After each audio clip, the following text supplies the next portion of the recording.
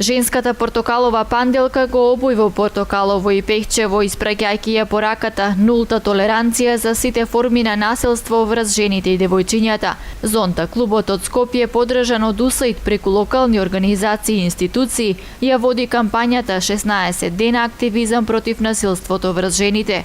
Пораката е испратена, а веќе и дава резултати, рече Маргарета Иванова од Зонта клубот од Скопје.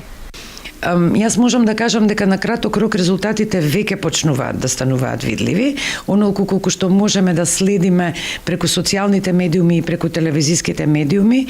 Ние патуваме од 27 ноември и веќе се повеќе и повеќе сме барани, се повеќе и повеќе се бара место во женскиот автобус.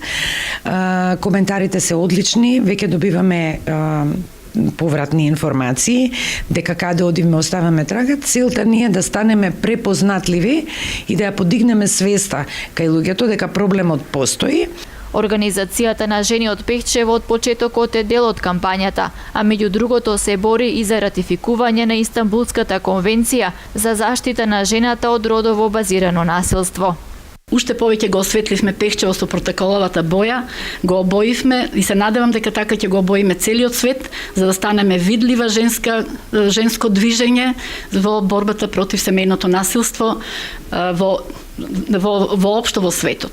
Знаеме и видовме дека вакво насилство има насекаде, не е само привилегија на балканските простори, меѓутоа ако делуваме локално, како секоја идеја, ако делуваме локално, веројатно ќе постигнеме и глобална борба заедничка за против семејното насилство. Ова е само еден вид за да станеме видливи, да прашат луѓето зашто се во Портокалово, зашто денеска има толку жени, толку народ во Пехчево.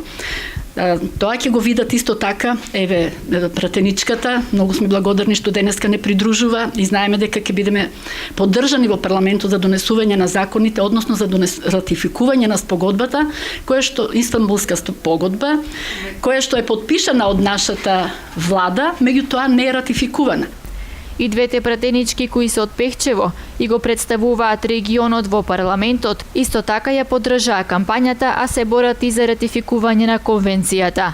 Еве една фрапантна бројка која што за мене представуваше и поттик за да се вклучам во такви кампањи е тоа што на глобален план секоја трета жена представува жртва на насилство.